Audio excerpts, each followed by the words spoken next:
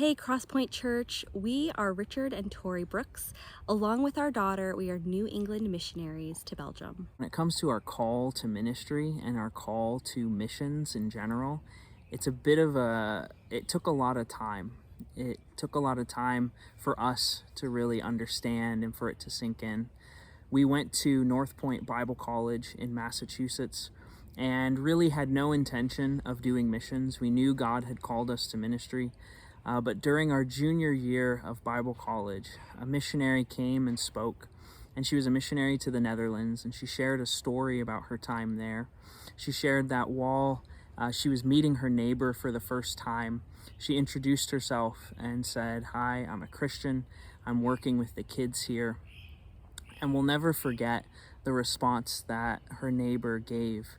She said, "Oh, you're a Christian. I met one of those once."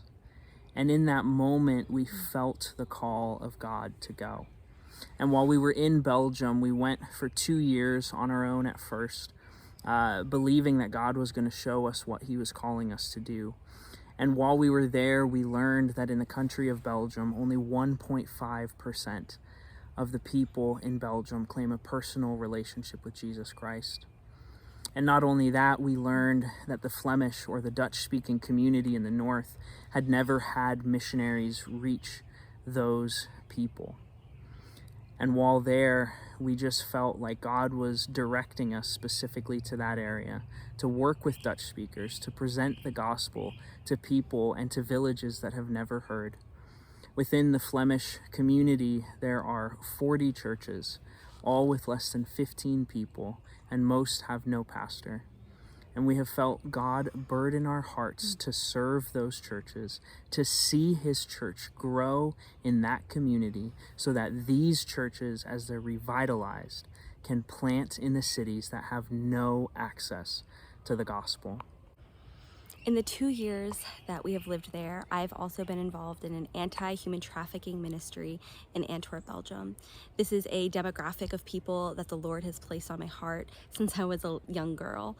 And so it's been such a humbling experience to get to serve and to minister to these women and men who find themselves in unfathomable situations. And it's been really amazing to see how God is moving amongst this people.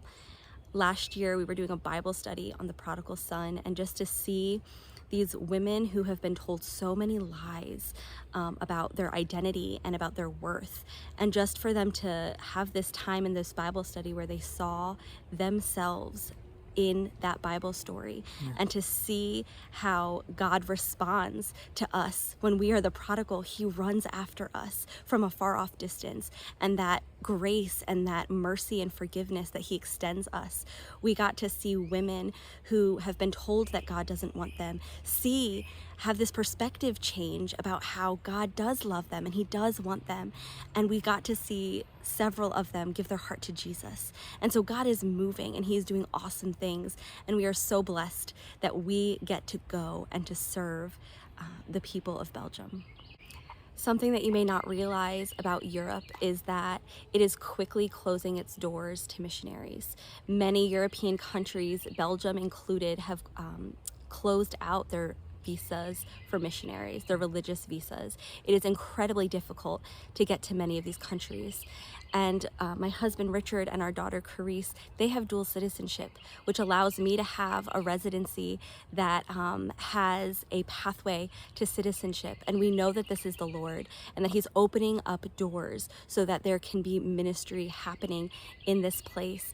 And we are so excited that God has positioned our family in a way where we can have longevity in ministry to not only Belgium, but to Europe, wherever he calls us with EU passports. But I need to get back. I need to get back by the end of May.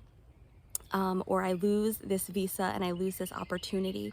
So we are looking for partners in prayer and in giving so that we could see God continue to reach this people group.